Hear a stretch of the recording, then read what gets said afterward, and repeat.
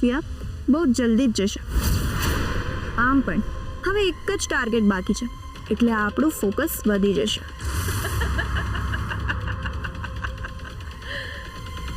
અહીંયા તો પોલીસ પણ ઇન્વોલ્વ છે. એણે ક્રિશના ફોટા પણ મોકલી દીધા છે અને હર્ષે ક્રિશના કપડા ઉપરથી આઈડેન્ટિફાઈ પણ કરી લીધો છે. હવે પોસ્ટમોર્ટમ રિપોર્ટ ના આવે ને ત્યાં સુધી સાચવવું પડશે. ફિયા, એ તો આપણે નક્કી કરશું ને કે રિપોર્ટમાં શું આવવું જોઈએ. તો ટેન્શન ના લેશ. મેં આ વખતે એટલું ક્લિયર કામ કર્યું છે ને કે આપણું નામ ક્યાંય નહીં આવે. ઓકે, હું તને પછી કોલ કરું. હા ફિયા.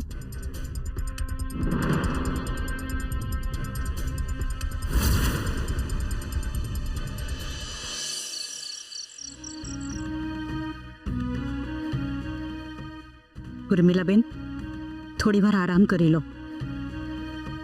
ના ના, મને આરામ નથી કરવો. હવે મને ત્યાં સુધી શાંતિ નહીં મળે જ્યાં સુધી હું મારા કૃષ્ણ મળી ના લઉં. ઉર્મિલાબેન, તમે ચિંતા ના કરો, ક્રિશ જરૂરથી આવી જશે. તમે થોડો રેસ્ટ કરો, નહીં તો તમારી તબિયત બગડશે. ના રાજેશભાઈ, મને ઊંઘ નથી આવતી અને પ્લીઝ મહેરબાની કરીને મને ફોર્સ ના કરશો. અરે મારી જગ્યા પર તમે હોત તો શું તમને ઊંઘ આવી ગઈ હોત? ઠીક છે ઉર્મિલાબેન, આપણે રાહ જોઈએ. મમ્મીજી, થોડું પાણી પી લો. ના બેટા, મારે પાણી નથી પીવું. હવે તો શ્વાસ સિવાય આ ગળાની નીચે બીજું કંઈ નહીં ઉતરે. પી લો પાણી. જીવતા દીકરાની રાહ જોઈ રહ્યા છો, પણ ઘરે તો લાશ જ આવવાની છે.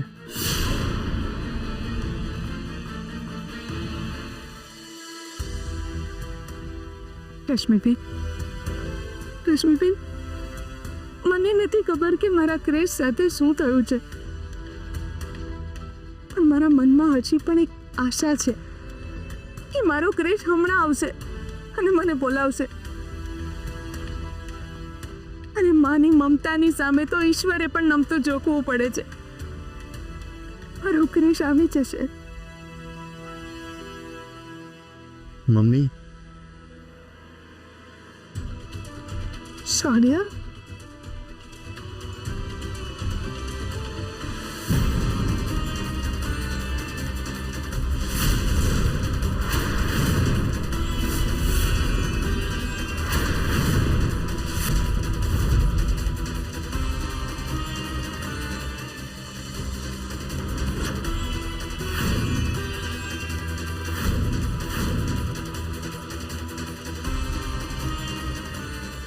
મમ્મી, ક્રિશ, ક્રિશ, ક્રિશ, ક્રિશ તો આવી ગયો. આવી ગયો તું. જોયું મેં કહ્યું હતું ને. ક્રિશ, ક્રિશ તો ઠીક છે ને? તને કઈ થયું નથી ને બેટા? મમ્મી, તારો આશીર્વાદ મારી સાથે હોય તો પછી મને શું થવાનું હતું? ક્રિશ, તું મારી પાસે નહોતો ને. એવું લાગતું હતું જાણે મારા શરીરમાંથી કોઈએ મારા આત્મા કાઢી લીધો હોય. મમ્મી, બસ આવું બધું ના બોલીશ. બેટા, તારા વગર હું અને મારું જીવન ને અધૂરા છીએ. મમ્મી, જો હું આવી ગયો ને. રશ્મિભાઈ, જોયું મેં કહ્યું હતું ને કે માની મમતાની સામે તો ભગવાને પણ નમતું જોખવું પડે છે. હા ઉર્મિલાબેન, કહેવાય છે ને કે ઈશ્વર અને મમતા વચ્ચે જો હરીફાઈ થાય તો જીત હંમેશા મમતાની જ થાય. વિશ, આર યુ ઓલરાઈટ ના? ટોટલી ફાઇન હર્ષભાઈ. હા, તમે કેમ આવી રીતે પૂછો છો? શું થયું? ક્રિશ, તું થોડા સમય માટે અમારી આંખોથી દૂર થયો ને, તમે આખી દુનિયા માથે ઉપાડી લીધી. અરે તમે બધા ક્રિશને બેસવા તો દો. ક્રિશ, તું બેસ, હું પાણી લઈને આવું છું. ક્રિશ, મારી વાત ધ્યાનથી સાંભળ. મને પૂછ્યા વગર હવે જો તે ઘરની બહાર પગ પણ મૂક્યો છે ને તો તું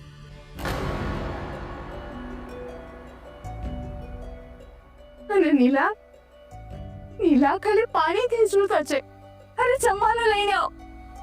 અરે કૃષ્ણ ભૂખ લાગી હશે, એને કઈ ખાધું નહીં હોય હે ને?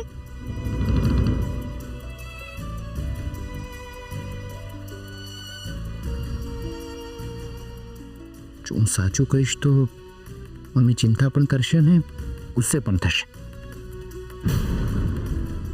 શું વિચારે છે બેટા? કંઈ નહીં મમ્મી, હું થોડું જમ્યો, પણ મને ગળા સુધી વિશ્વાસ છે કે મારી મમ્મીએ કોળિયો પણ નહીં ખાધો હોય, હે ને?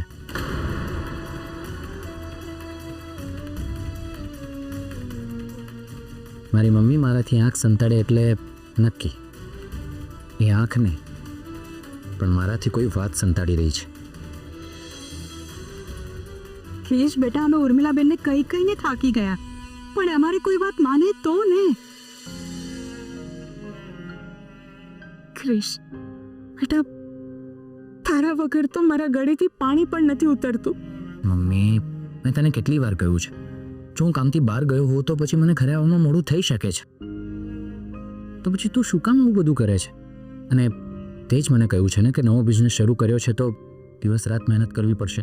ક્રિશ બેટા, તારી ચિંતામાં હું બધું ભૂલી જાઉં છું.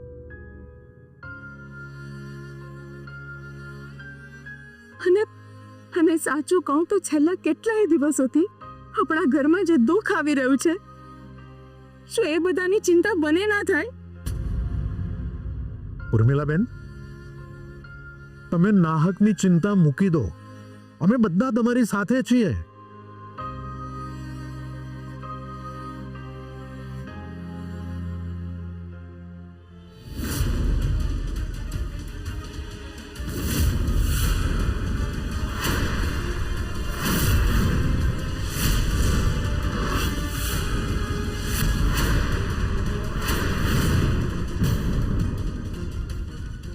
કિયારાએ તો પેટ્રોલના કૂવામાં આગ લગાડી હતી, તો પછી આગમાં પાણી નાખ્યું કોણે?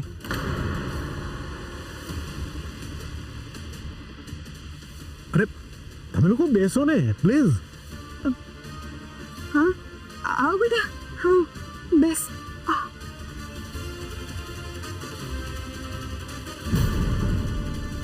બેસ બેટા. ક્રિશ, પણ બેટા તું હતો ક્યાં? અને તારો ફોન કેમ સ્વિચ ઓફ હતો? એકચ્યુઅલી મમ્મી, મારા ફોનની બેટરી ડેડ થઈ ગઈ હતી એટલે.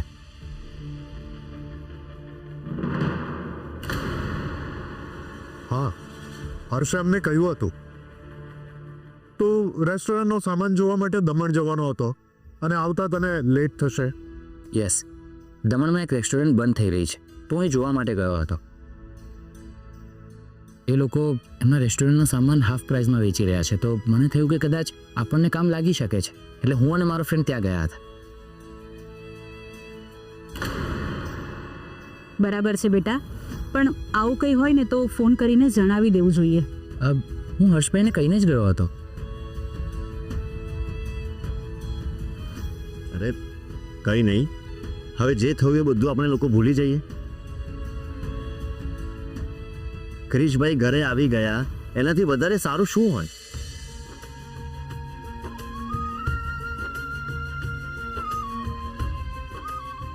ક્રિશ, હવે તમે ફ્રેશ થઈ જાઓ, આપણે પછી વાતો કરીએ. હા.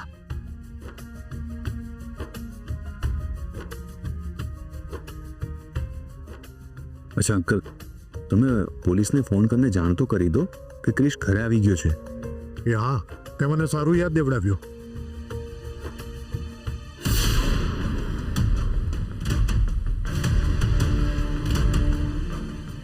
હલો ઇન્સ્પેક્ટર સાહેબ.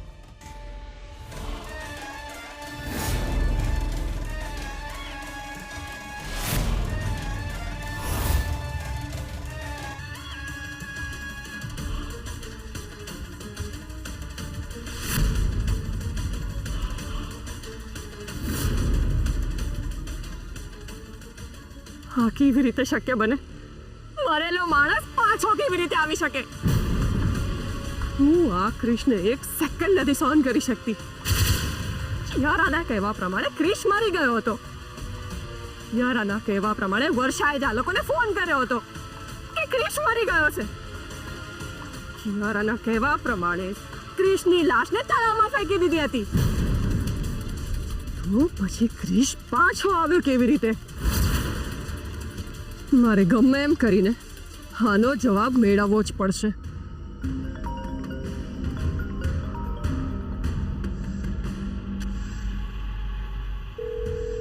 ફોન ઉપાડ. હા, મારાની ઘોડા વેચીને સૂતી લાગે છે. હા, આને તો ખબર પણ નથી કે એની લંકા પણ લૂંટાઈ ગઈ ને આગ પણ લાગી ગઈ. હવે શું કરું? કિયારાના ભરોસે રહીને એટલે જ આ બધું થયું. ક્રિશ બચ્યો કેવી રીતે? જો એ જાણવું હશે ને તો મારે બહાર જવું પડશે. હું આરપીને ઓળખું છું. એ શાંત નહીં રહે. એ ક્રિશ પાસેથી હકીકત જાણશે જ. મારે કંઈક તો કરવું પડશે.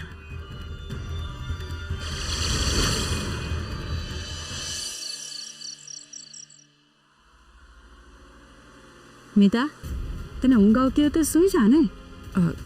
નાના ભાભી, હવે ઊંઘ આવતી હશે? કેમ? લે, કેમ શું વળી? ક્રિશ પાછો આવી ગયો છે તો ઊંઘ તો ઉડી જ જાય ને.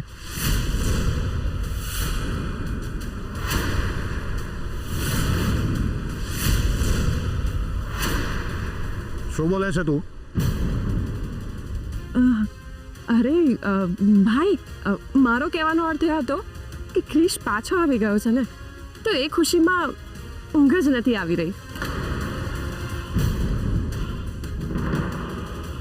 હેપી તો હું પણ બહુ છું. અચ્છા શૌર્ય, ક્રિશ તને મળ્યો ક્યાંથી એ તો કે? જેવી મને ક્રિશભાઈ વિશે જાણ થઈ ને એટલે મેં મારા બધા જ સોર્સિસ કામે લગાડી દીધા. અને વર્ષાબેન સાથે પણ મેં આ વાતની હકીકત જાણવાનો પ્રયત્ન કર્યો. અચ્છા, પછી? પછી વર્ષાબેને મને કહ્યું કે ભાઈનું એક્સિડન્ટ કયા રસ્તા ઉપર થયું હતું અને એ ક્યાં પડ્યા હતા. પણ ક્રિશ તો ત્યાં હતો જ નહીં. એક્ઝેક્ટલી. હું જ્યારે ત્યાં ગયો ને ત્યારે પણ ત્યાં કોઈ જ નહોતું.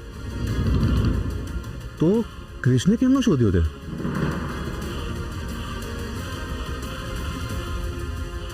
અમે તો ક્રિશને ફોન પણ કર્યા પણ એનો મોબાઈલ ઓફ આવતો હતો. અને રાજેશ અંકલે તો સિવિલમાં કોલ પણ કર્યો હતો. અને ત્યાં કોઈ એક્સિડન્ટનો કેસ પણ નહોતો આવ્યો. ને પછી તરત જ મેં પોલીસમાં ફોન કરી દીધો. અરે તમારી બધી જ વાત બરાબર, પણ વર્ષાબેને મને એક્સિડન્ટની જાણ કરીને ત્યારે જ મેં એક ચાન્સ લીધો અને હું સીધો સિવિલ પહોંચી ગયો. અને ત્યાં જઈને મેં ઇમરજન્સી વોર્ડ, ઓપીડી વોર્ડ બધું જ ફેદી નાખ્યું. પણ એ લોકોએ મને એ જ આન્સર આપ્યો જે એ લોકોએ તમને આપ્યો હતો. અચ્છા, આગળ શું થયું? પછી હું ત્યાંથી નિરાશ થઈને બહાર નીકળતો હતો એટલે સિટિંગ એરિયામાં મેં ક્રિશભાઈને બેઠેલા જોયા. હું દોડીને એમની પાસે પહોંચી ગયો અને મેં બધી વાત એમને કરી અને સીધો એમને લઈને ઘરે આવી ગયો. અચ્છા, ચલો સારું છે જે થયું એ. બસ આપણા ક્રિશને કંઈ વધારે વાગ્યું નથી ને, એનાથી વિશેષ મહત્વનું શું જોઈએ આપણને?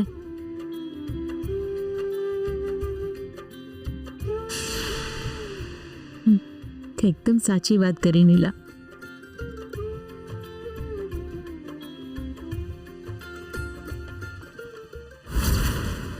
ખુશ થઈ જાઓ અત્યારે, પણ તમને બધાને તો હું છોડીશ નહીં. પણ એ પહેલા પેલી કિયારાનો વારો છે. એણે કામ સરખું ન કર્યું એમાં આ બધું થયું. કિયારા, તારી ઘડિયાળના કાંટા હવે ઊંધા ફરવા લાગશે.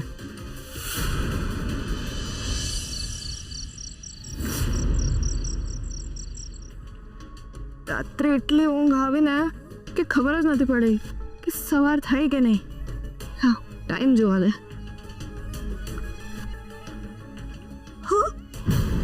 ફિયાના આટલા બધા મિસ કોલ? બધું બરાબર તો હશે ને?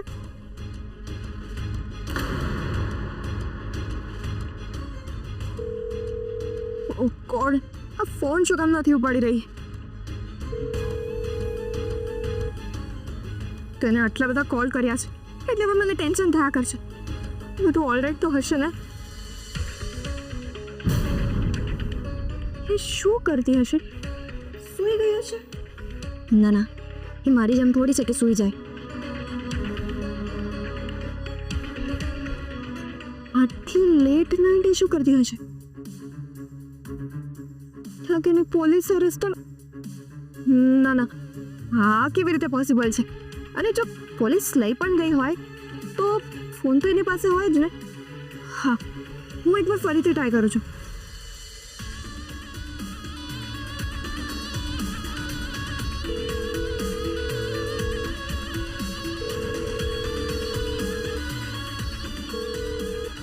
ગોડ, હવે શું કરું? અંકલ, આપણે કોલ કર્યો ને એના કરતાં હોસ્પિટલ રૂબરૂ જઈ આવ્યા હોત તો વધારે સારું થાત. ક્રિશ, મને હજી પણ એક વાત પચતી નથી.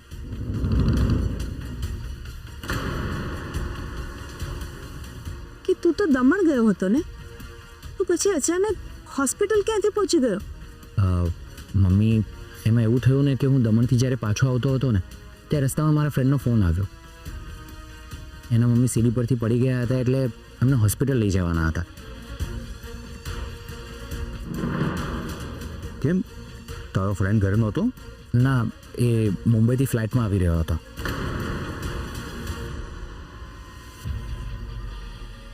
પણ ક્રિશ, તારે આ બધું ફોન કરીને કહી દેવાય ને. હા, એકચ્યુઅલી એમાં થયું એવું કે હું જ્યારે સિવિલ હોસ્પિટલ પહોંચ્યો ને ત્યારે ડૉક્ટરે મને કહ્યું કે એમને CT scan, MRI, blood reports બધું કરાવવું પડશે. અને એ બધું કરાવવામાં મને 3 કલાકથી વધારે થયા. તો એમાં ફોન કરવાનું રહી ગયું મમ્મી. એનીવેઝ, તારા ફ્રેન્ડની મમ્મીને હવે સારું છે ને? હા મમ્મી, રિપોર્ટ્સ નોર્મલ આવ્યા અને ત્યાં સુધી મારો ફ્રેન્ડ પણ આવી ગયો હતો. એનો ફોન લઈને હું તમને ફોન કરવાનો છે તો ત્યાં તો શોર્ય આવી ગયો એટલે રહી ગયું મમ્મી.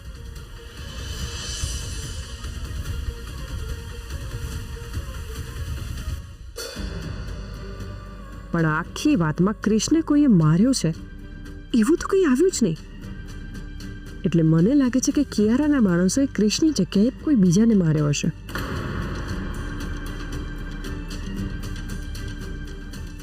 કાં તો પછી વર્ષા અને કિયારા બંને ભેગા થઈને મને ઉલ્લુ તો નથી બનાવી રહ્યા ને? વર્ષાબેને આપણને ખોટું નહોતું કહ્યું અંકલ. સાચી વાત છે. અમને એવું હતું કે વર્ષા કોઈ ગેમ રમી રહી છે, પણ હકીકત સાવ અલગ જ હતી. પણ વર્ષાબેને જેને જોયો એમને ક્રિશભાઈ જેવો કેમ લાગ્યો એ વિચારવા જેવી વાત છે ને. અમને વર્ષાબેને એમ કહ્યું કે એમને ક્રિશના ફોટાવાળું ID કાર્ડ જોયું છે અને એના પરથી એમને એવું લાગ્યું કે આ ક્રિશની બોડી છે.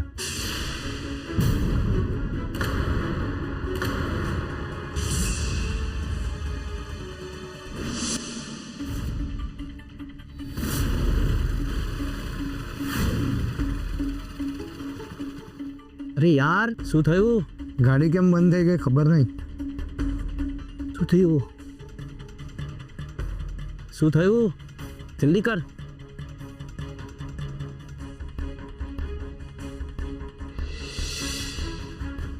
ક્રિશભાઈ, ઓ ક્રિશભાઈ!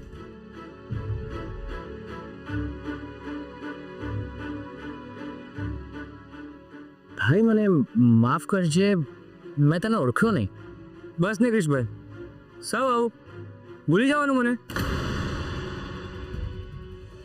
યાદ કરો, તમારા ઢાબા પર વેટરની નોકરી કરતો હતો. અરે શુભમ, તું? હા, હવે ઓળખાણ પડી. અરે ભાઈ માફ કરજે, હા તો ઘણા દિવસથી તને જોયો નથી ને એટલે તને ઓળખવામાં થાપ ખાઈ ગયો. કંઈ વાંધો નહીં, થાય થાય. હા બોલ, કેમ છે તું અને ઘરે મમ્મી પપ્પા કેમ છે? ક્રિશભાઈ, પપ્પાનું તો ગયા મહિને જ અવસાન થઈ ગયું હતું. પપ્પા ગયા એટલે ઘરની બધી જ જવાબદારી મારા ઉપર આવી ગઈ. મમ્મી અને બેનને સાચવવાના હોય છે. બસ ઈશ્વરને એક જ પ્રાર્થના કરું છું કે મુંબઈમાં મને સારા પગારની નોકરી મળી જાય તો મમ્મી અને બેનને સારી રીતે રાખી શકું. મન લગાવીને મહેનત કર, ઈશ્વર તારી મદદ ચોક્કસ કરશે. પણ તું આટલી મોડી રાત્રે ક્યાં જાય છે? બસ ઇન્ટરવ્યૂ માટે મુંબઈ જાઉં છું. અરે વાહ, બેસ્ટ ઓફ લક.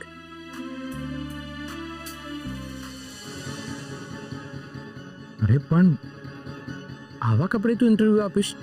મારી પાસે જે કપડાં છે એમાંના સારા આ જ છે. હા, એ વાત તો ઠીક છે શુભમ, પણ જો તું આવા કપડામાં ઇન્ટરવ્યૂ આપીશ તો નોકરી તો બહુ દૂરની વાત છે. તને કોઈ ઇન્ટરવ્યૂ પણ નહીં આપવા દે. શું કહો છો તમે? તું એક કામ કર, તારું ટી શર્ટ મને આપી દે અને મારો શર્ટ તું પહેરી લે. ના ક્રિશભાઈ, એવું તો કંઈ કરાતું હોય કંઈ? જો એક બાજુ ભાઈ કહે છે અને બીજી બાજુ ભાઈથી મદદ લેવામાં પણ શરમાય છે. પણ કંઈ નહીં, જ્યારે તારી નોકરી લાગી જાય ને ત્યારે મને એક નવો શર્ટ અપાવી દે છે, ઠીક છે?